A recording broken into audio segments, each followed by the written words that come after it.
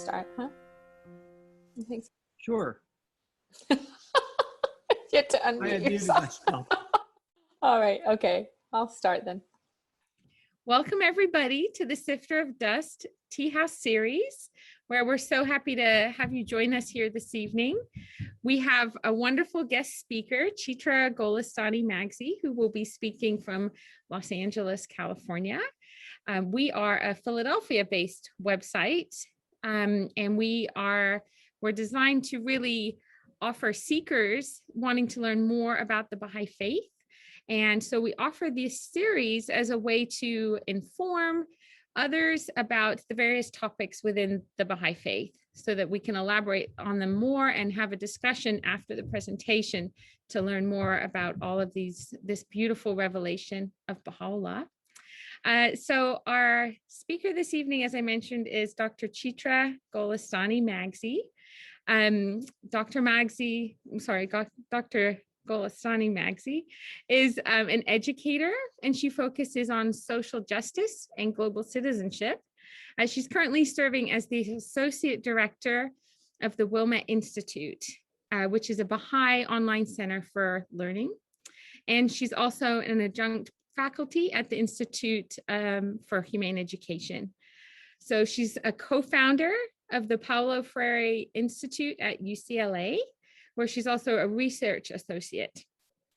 So it's really an honor to introduce Chitra because she's also the precious soul who introduced me to the Baha'i faith many, many years ago in college. So with that, I will pass it over to Chitra. Thank you for joining us, Chitra. Thank you. I'm so happy to be here with you tonight. And I have to say, Charlotte, I think that with the initial group of college friends that we have, that you know is like a little United Nations, it's one of the greatest gifts, you know, in my life. So I'm so blessed to have you and your family in my life. And I'm happy to be here tonight. So the topic of tonight is interconnected elements of social change. And when I share a little bit about the Baha'i faith, I like to use the words that are in the writings to give people a feel for how the teachings are expressed within the Baha'i writings. So the first thing I'd like to share about the Baha'i faith is that really humanity's destiny, according to the Baha'i vision, is that we will be united. We are spiritually united, and our destiny is to get there. But there's certain things we have to realize, one of which is we cannot segregate the human heart from the environment outside us and say that once these is reformed, everything will be improved. Man is organic with the world. His inner life molds the environment and is itself also deeply affected by it. The one acts upon the other, and every abiding change in the life of man is the result of these mutual reactions. So I'd like to ask you to keep this quote in your mind as we go through the presentation.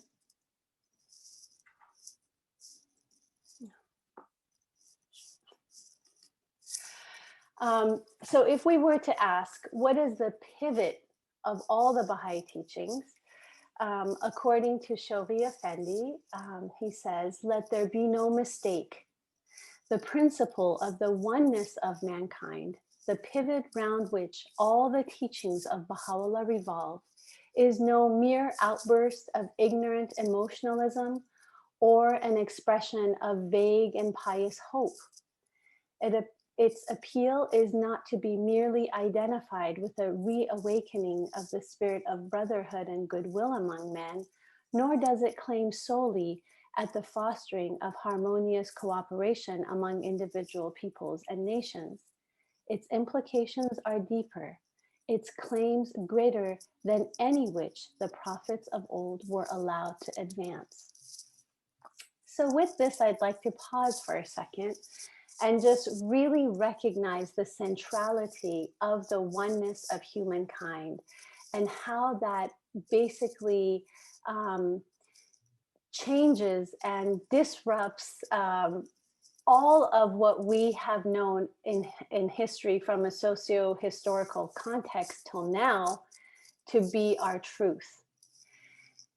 And to also mention at the end of this quote from Shoghi Effendi, where he says that the implications of the oneness of humanity, its claims are greater than any of the old prophets were allowed to advance. Now, the three basic principles of the Baha'i faith that are mentioned most often to begin with: the oneness of God, the unknowable essence, the oneness of humanity, as we just saw, and the oneness of all religions. The oneness of all religions, sometimes people say, how could that be? There's so many contradictions, and especially peoples and believers of different faiths who really believe that their way is the way. So this comment here about the prophets of old were allowed to advance has to do very much with the concept of progressive revelation. This, is a central principle of the Baha'i faith, that God had a greater covenant with humanity to never leave humanity alone. And from age to age, God, the unknowable essence, in his desire to give divine physicians, divine educators to humanity, sent different messengers. Now, Baha'u'llah, the prophet founder of the Baha'i faith, whose name in Arabic means glory of God, said that all the prophets are seated upon the same throne. So in the Baha'i faith, we don't believe that, manifestations of God, prophets of God, have different stations, and that they were all basically bringing different chapters in God's eternal holy book, that from pre-recorded history to, eternity, this greater covenant will be there. So I thought that I should point that out, because it is important to note that religion can be one. It depends how we look at it, right? And then this quote goes on to say, I won't read the whole thing, that really an organic change in the structure of present day society is necessary for us to have lasting change. So if I care about the environment or people or the humane treatment of animals, whatever might be the thing that I spend most of my time to bring social change, once we have a critical thinking systems map, it seems just impossible. And one can be filled with despair when we don't realize that there truly has to be a fundamental change in the life of humanity. And according to Baha'i teachings, this change has to be spiritual in nature. And as the first slide we saw, it has to be within our hearts and minds, which will then reflect in society and vice versa. So I'd just like to highlight this last quote here at the bottom, last part of it, that says, it calls for no less than the reconstruction and the demilitarization of the whole civilized world, a world organically unified in all the essential aspects of its life, its political machinery, its spiritual aspiration, its trade and finance, its script and language, and yet infinite in the diversity of the national characteristic of its federated units. And so the concept of unity in diversity is also a central teaching of the Baha'i faith. One might ask, an seemingly insurmountable goal of spiritualizing humanity in order to have change manifest within all of the structures, of humanity, it is pretty much impossible. But it isn't when we commit ourselves to a twofold moral purpose. The Baha'i community the world over is engaged in the education of children and youth and working at the grassroots with like-minded individuals. And this concept of twofold moral purpose is that I have to develop my potentialities as an individual, the hidden gems within me. And then I am able, not and then, but at the same time, I contribute to my second moral purpose, which is the transformation of society. Now, these can be reversed. And I truly love this. I will try and see if I can get just this 30-minute statement here from a wonderful youth who attended one of the conferences around the world. So I'm going to play this, make sure that it's loud enough. This is the highest it'll go. And let me know if you can't hear it, okay? It's like my own journey towards moral excellence. When I taught during classes, there's some other spiritual qualities that you gain from them. Like you learn to be patient, you learn to have some humility. You also learn to be detached from your opinions of what children should do and not do. So it helped me as an individual, and at the same time, I felt like I was doing something positive for the society. At first, this youth. So in this example, we truly hear, I really love the sincerity of all the youth that speak in that video, but especially how he demonstrates, that it is that path of service that truly develops his own potential while he is contributing to the betterment of the world.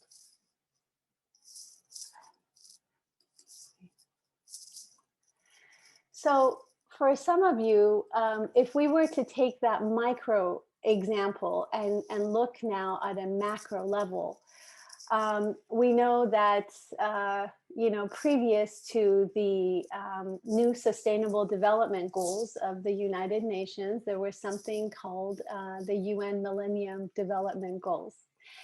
And that was there to, combat poverty, hunger, disease, illiteracy, environmental degradation, and discrimination against women.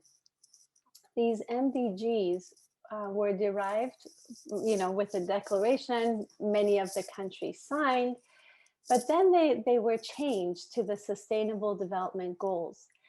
And now they are a set of 17 integrated goals. And I love how it says integrated and indivisible goals, because the interrelated aspect of change is fully recognized, that we cannot put band-aids on things, but we truly have to take a holistic approach to social change. Now, Baha'u'llah declared his mission in 1863. Many of the principles that he brought are interrelated because there are different aspects of this fundamental change in humanity. So if we look here, we see the first one, poverty. One of the principles of the Baha'i faith is the elimination of extremes of wealth and poverty. If we are to do that, we could look at number 4. We need another one of Baha'u'llah's principles, which is universal education. In order to have universal education, we need gender equity. And when I was traveling in several of the countries in the global South, I remember how hard it was, when parents had to make a decision who stays on the farm and who gets to go to the upper grades of of elementary, and then who gets to go on to middle and high school. And it really gave me an understanding of why the Baha'i writings say that if parents have to decide between educating a girl and a boy, that the girl should be educated first, because she is the primary educator of her children and therefore the next generation. And so we see the relationship between these. And if we were to continue on, there are just so many elements that we cannot undo. We cannot, for example, dismantle racism without caring about the environment. If we have a culture of consumption and we keep consuming, and we need to, all this, waste needs to be put somewhere. Where is it put? Is where people of color live, their air, their land, right? So to think for a moment that my overconsumption is actually contributing to racism, because environmental racism is a reality, is a piece of knowledge that is very powerful, I feel, for taking a more holistic approach to social change. And so we know interconnected systems, there are exercises educators, do to help with systems thinking and so forth. I won't go into those, but the comment I just made, I think, illustrates the point I was trying to make. One that was very disturbing and still is the relationship between environmental protection and human rights. In an article, it was very clear that climate change has created a new generation of sex trafficking victims. And some may remember that in 2013, the Philippines had a terrible natural disaster, the super typhoon, that displaced more than 4 million people. Now, what was referred to as the second disaster was, the second humanitarian disaster unfolded in the sports arena, where an underground economy took root as women and girls were sold for food. And you really, really cannot imagine, that one problem can lead to another, and have such detrimental ramifications.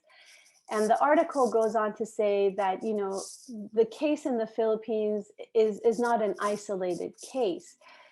This is something that more and more countries in Asia, and I would venture to say all over the world, are experiencing.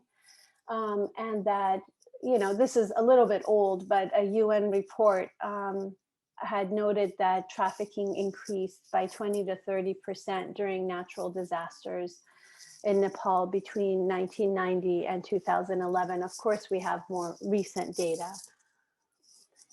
What do we do when we now have the critical analysis to do systems thinking?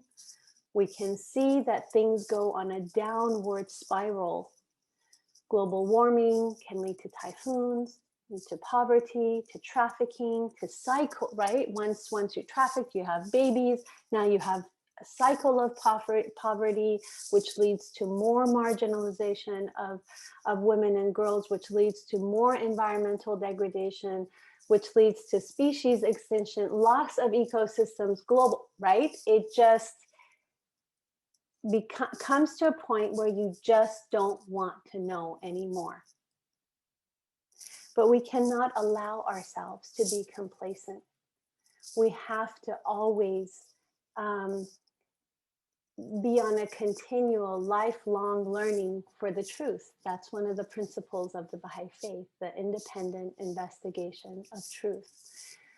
And so when we do that, though, we, in our outrage, with our empathy, we are able to make solutionary thinking a passion. And from the experience of the Baha'i community worldwide, we are engaged in a process of becoming protagonists. So there's three ways of looking at protagonism. One is the role of the individual, of the institutions, and the community. And each of these are responsible for their own spiritual and material development and advancement. It isn't someone from the outside with a pre-packaged plan of what needs to be done. It is not structural adjustment programs from world institutions at banks that actually put the global south at a huge disadvantage. It is a process where people truly have constructive resilience and constructive agency to be the protagonist in their own lives. And so once you engage in this process, whether it is local in your neighborhood or in a geographic area referred to as clusters, or on a regional level, national level, or international level, you engage in a process of study, consultation, action, and reflection. And this is it's like if you're a painter, it's your paint and your tools and your canvas, right? It's how you grow. It's how you are able to continue learning and reversing the downward spiral and changing that into an upward spiral, because you're constantly working, reflecting, studying, and acting. And this process literally takes individuals, institutions, and communities on an upward spiral. There are many videos that, the one I shared, there are many, many videos that demonstrate this, how it's happening around the world. Paul Hanley's book called 11, he talks about how various aspects of change on a number of fronts simultaneously is bringing about change. And that, really it's these spaces that we create, just like I said, on different levels, is kind of the workshop where we could reverse downward spiral to an upward spiral.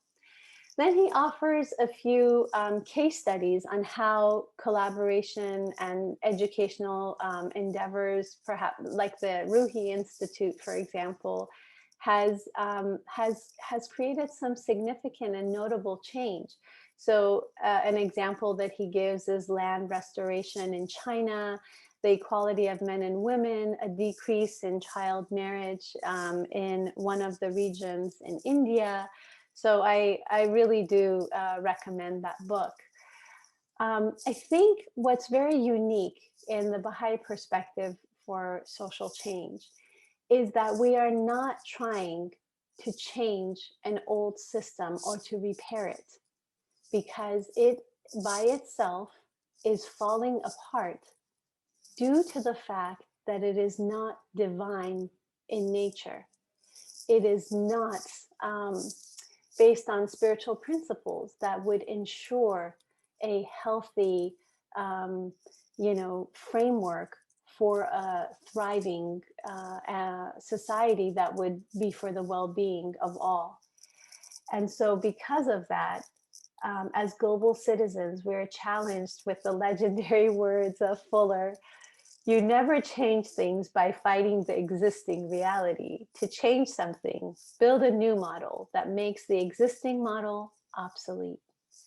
And that was quoted in Hanley's book as well. And I really appreciate that we have the capacity as human beings to think outside of the box and use our creativity, our spirituality, our perseverance, our hard work, our consultation, action, reflection to create a new reality. How we do that, I'm biased because I'm in education. As Mandela says, education is the most powerful weapon which you can use to change the world. And he demonstrated with his life that it always, whatever you're trying to do seems impossible until it's done. And that's what, he was exemplary at showing us that. One of the educational theorists I appreciate so much is Paulo Freire. And in his book, Pedagogy of the Oppressed, he writes, "In order for the oppressed to be able to wage the struggle for their liberation, they must perceive the reality of oppression not as a closed world from which there is no exit, but as a limiting situation they can transform, so that through transforming action, they can create a new situation, one which makes possible the pursuit of a fuller humanity." And in Baha'i words, that would be the unification of humanity. So it isn't just education that can be the key. It's the type of education that we also need to pay attention to. It should be liberatory, not one that trains us to work so we can consume the American dream and then die. It's the kind of education that liberates us to have that twofold moral purpose of claiming our potentialities to transform the world. And so going back to the initial concept of the eternal covenant that God will never leave humanity alone, the kind of education we need is not only material and scientific, but also spiritual. And so I will close with a quote from Baha'u'llah from the Book of Certitude. His question, actually, is not the object of every revelation to effect a transformation in the whole character of mankind, a transformation that shall manifest itself both outwardly and inwardly, that shall affect both its inner life and external conditions? Thank you so much, Chitra, for that beautiful presentation. It's so invaluable to connect the real world with the Baha'i faith's teachings, real world examples such as climate change, and how these real world issues that we're experiencing, and how a revelation has come into the world with such rich teachings that are relevant for the society that we live in, and that have the answers for us to make, like you said, the changes to create a whole new system. We need new systems because we can see the ones right now are falling around us and they're failing, and they do not support the poor and the oppressed, and haven't supported women and people of color, and we need to rebuild this. And I know it's beautiful for me. My background was in kind of this international development, so everything you said really touched my heart. To really have an answer to these problems, because I think you mentioned the Millennium Development Goals that were set years ago. And I remember that was when I was studying for my master's degree in development. And, you kind of shook your head and thought, these countries are not going to achieve these goals. Because they weren't sustainable. All the countries commit money to things that are so short term. Oh, for 5 years, we'll commit money to girls' educations, but they don't see the interconnectedness of really building up societies from the grassroots level up, and empowering people and giving ownership to those people. And so things like valuing the education of girls and women, and universal education and independent investigation of truth. These bring it all together as a whole. So I really appreciated your presentation. And Ken, I don't know if you'd like to comment before we open up for questions and discussion. Well, I would love to hear everybody else's thoughts. I was just struck as I was going through I was reflecting a little bit on my own experiences with religion and what I guess our experiences with religion. And it's just so different from what most people perceive, this really wonderful sort of broad perspective of trying to build a new world. We've never had a world that wasn't built based on oppressive structures, right? Mm-hmm. Whether it be, and you don't have to go far back in history to find this, the Romans and the British Empire, was the most incredibly oppressive thing, raping the world to support itself. And so, that's not that long ago. It's a little over 100 years. So, we've never really built a world that is not based on oppressive structures, that is collaborative. It takes a whole new way of thinking about it. And it takes a whole new way, I think, of thinking about religion as the motivator to do that, because we all want to live our lives with meaning and purpose. And then take that sort of sense of purpose, as you said, this twofold moral purpose, the sense of purpose we have within ourselves, and then act in the world to make it a better place at the same time. And so, it's just a dynamic process that, in a sense, only religion can do, in a complete sense. I mean, certainly there are many people who wouldn't consider themselves religious who are deeply invested in the elimination of oppression. But I think that the way religion delves deep into us and pulls out from us a new set of qualities that we then can manifest into the world, it just has such a potent potential as a force to bring the kind of world we need to build into being. I wasn't really going to say anything, but it's so true. Yeah. So I'm actually manning the controls tonight, so I'm not supposed to talk much. I think Betsy, did you want to say something? I was going to comment on Kendall, what you just said. I'm sorry, Chitra, I'm just like all over what you said. You're like, that's great. I was busy taking notes. You're terrific. But I received a cartoon from a friend down in Maryland that I went to. We've known each other since we were 10 years old, and he's searching at age 70 something or other. He's absolutely searching.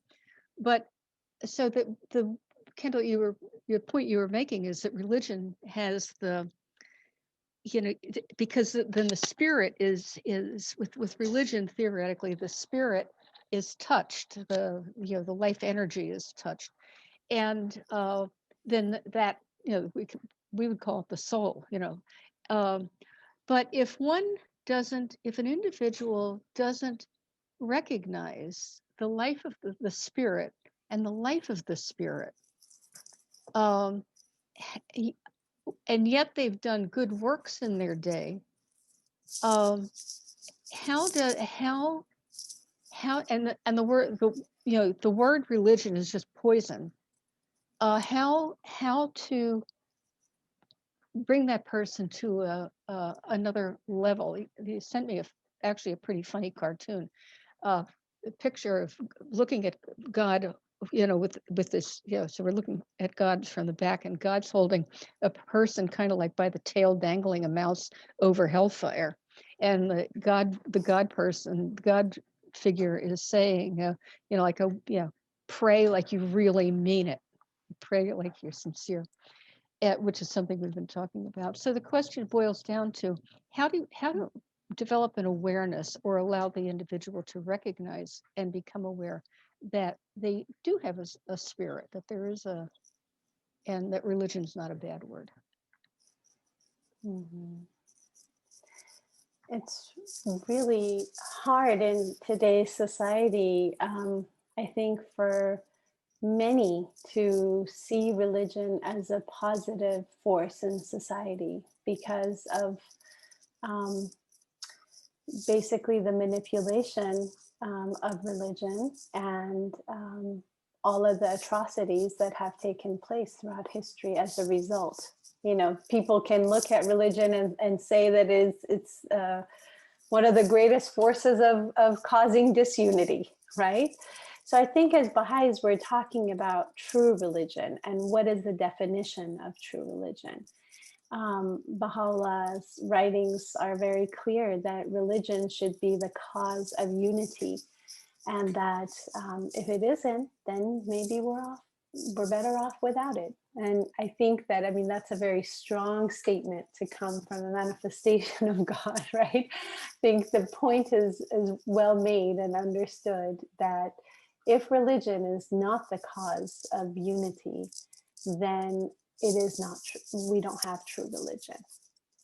So also in the Kitab-e-Iman, the Book of Certitude, Baha'u'llah, you know, gives to me what is just a phenomenal analogy about religion and its renewal. So we can, I think that this analogy helps because there are times where we can look at religion and say, it's really destructive, and there are times we could see its transformative impact. And so the analogy, as many of you know, is that of the changing of the seasons, right? When a religion first comes, it's like the trees, it's the buds, it's spring. People are inspired and they're spiritually transformed. The first followers, you know, are the ones who carry the message. And then comes the summer with the fruit. And so if we were to take Islam, for example, we could see that their fruits were contributions to astronomy and the first universities and math and, you know, many different things. Then comes the fall when the leaves are falling off, and the manipulation and the clergy, you know, is starting to really have its impact. And then comes winter, when truly it's just the form of that tree that's left, and all of the, you know, empty practices without true inspiration are left. And so that's when Baha'u'llah says a new manifestation of God comes. To basically bring light to the world. So that's on a macro level, but on a micro level, I've been thinking very much about what inspires people to connect with their soul. And there are so many myriads of, you know, ways. But to me, it has been just in my life, having some kind of mystical experience. I'm not talking about some weird, like, you know, thing. I'm just like to through prayer and meditation and service, to be able to increase my spiritual perception, to see things that God puts before me that become answers, or that inspire me to do something new, or to have a new level of awareness or a new level of energy. Because as we fall in love with the divine, that is limitless. So we can have energy that just keeps going and going and going when we're in love, when we are connected with the divine. So for me, that is one way to do it. Any other That was thoughts? beautifully said, Thank you. Chitra. Thank you. Very, yeah. Thank you so much. Yeah, lovely. I saw Geeti put her headphones on, and it makes me think she was going to say something. Yeah, I like, hello everybody. It's so good to see everyone. I had a phone call. I'm a little late. Thank you so much for your presentation. I'd like to share my experience today after I read an article about people responded why they are leaving the churches that they have been going to. Mm-hmm. These are mainly Christians who leave different churches. And I read their comments. I read 10 of them. Just excuse the language. The reason they have been leaving the churches is so stupid that definitely they have not gotten the message. They have maybe just look at the building or look at who is going to church. They have not recognized Jesus.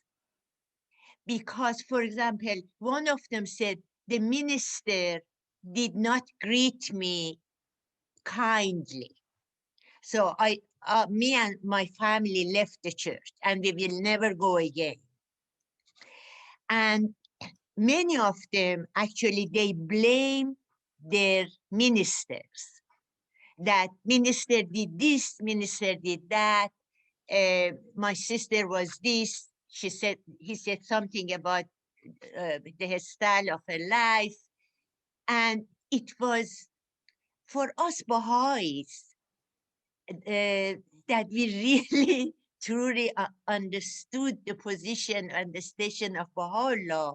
It is truly very sad that they just don't understand. They don't understand the message. It really reminds, I think people in any religious community have to remember that it's not the actions necessarily of the people, but the message that we have to be focused on and attracted to, not so much what people do, right? Because people will always disappoint us, but our reliance on God is what's key and important. I think that's something that was so attractive to me as when I found the faith. So for those of you who might have missed the beginning, it's Chitra who introduced me to the Baha'i faith, and we were back in college. And I remember we were sitting talking about getting to know each other, and we both wanted to save the world. You know, we wanted to make everything better, and we were really drawn to each other. And you know, we were young, and yeah, we wanted to make everything better. And so hearing about the Baha'i faith, it was like, oh, wow, you know, all these amazing principles that are so relevant to social change, to making the world a better place, really was so attractive to me. But it wasn't the thing. One of the things I love about the faith is it's not a faith where you just show up maybe on a Sunday and sit through a service and go home, and that's your spiritual nourishment for the week. It's a faith of action, and this is why we don't have clergy. There's no intermediary between you and God. That's a very sacred connection, and there shouldn't be anybody kind of interfering with that. And so we are asked to deepen ourselves and to really to nurture our spiritual growth and to also serve. And this is when Chitra said the twofold moral purpose of enriching ourselves spiritually and also serving our community, enriching our community. So I just love this, because I think when I knew Chitra, after becoming a Baha'i, I quit my job and I went to India because I was like, I want to go help the world. And, you know, I kind of stood there one day and I realized I don't necessarily have to be in India to help the world, right? Like I could be anywhere. I could be in my community in Los Angeles or San Francisco or wherever. But the beautiful thing is it does lay out a blueprint for us. It gives us all like this map of, if we want to make the world a better place, these principles you spoke of so beautifully earlier, and you showed us the interconnectedness of the UN's goals of having zero poverty, of having no hunger. You know, if we just implement these beautiful principles into our lives, and these can be eradicated, these lofty goals that the UN has set can be eradicated through the principles set out in the Baha'i faith and through action, through service, through serving our communities. And we can start right here. And, in Baha'i communities all over the world, many of you are familiar with, there's children's virtues classes and spiritual empowerment programs for youth. I mean, that key time when junior youth, when they just are so confused and they need some guidance, this moral guidance and prayer, devotional gatherings for people and study circles to study the sacred word. These are things that are happening to uplift the spirit and throughout the world. And yeah, I just wanted to share that. That's how Chitra and I got started of wanting to save the world together here. I hope those were amazing days and they continue. Charlotte, I think what you're saying is so important. I don't know if you guys have heard of that new book, I guess a New York bestseller, High Conflict by Amanda Ripley. Yeah. So she, I think, did an interview with the Aspen Institute where she talks about her book, which is really looking at how people in high conflict situations basically get out of that and change their reality, right? And she, follows politicians, both Republicans and Democrats. She follows former gang members, and then looks at communities and institutions. And she looked at the Baha'i faith. And her description of the electoral process and Baha'i consultation is, I think, really, really spot on. And her assessment and analysis of why it's important is even more important. She said in that interview, which if you like, Charlotte, I can share it later. She said, it's the little things that matter most. For example, it's not only that they, don't have electioneering and that it's secret ballot, but even when they consult, they don't allow the ego to be fed.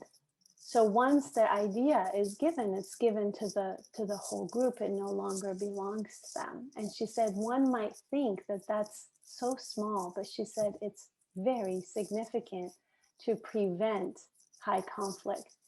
Once you're in high conflict, it's very difficult to undo. So her basic, analysis is stay out of it and find systems, practices that you can put into place to prevent it from going there in the first place. So I highly recommend that interview for anybody who's interested in her looking at the Baha'i model for that. Would anybody else? We can't have a tea house without me making some philosophical point. No, just kidding. So, one of the things that has struck me recently as I was thinking, I had thought a lot about the history of the faith.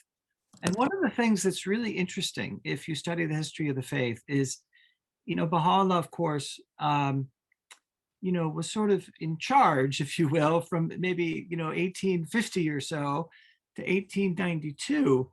But in that time, there was this community that was developing. And Baha'u'llah revealed his revelation according to the capacity of the community. And it was really striking. And there's sort of a gradual buildup of capacity building that he's doing with the earlier texts and so forth. And of course, as Baha'is, there was the whole period of the Bab, creating a community and building capacity there. And so, but, I think that's actually and then this comes up a lot in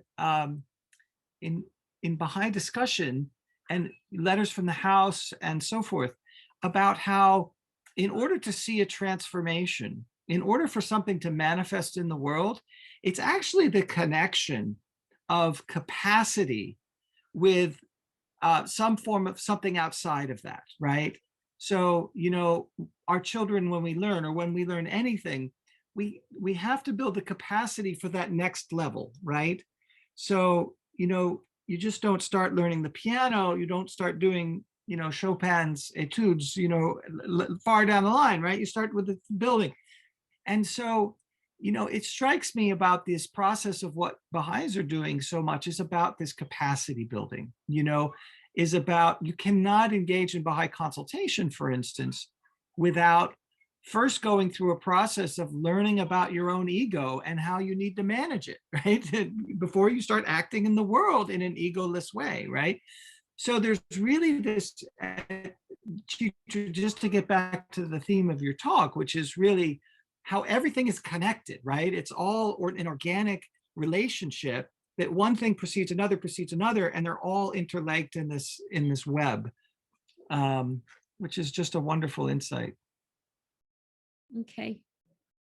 Great. Well, thank you, Chitra. This has been such a wonderful discussion, and really, I know it generates a lot of thinking on a wider scale, on a worldwide scale, but also, a community level and an individual level too. Like, what can we do to bring about this social change? And so, your presentation was really, really valuable. Thanks for putting that together. Thank you. Thanks for inviting me. Thank you.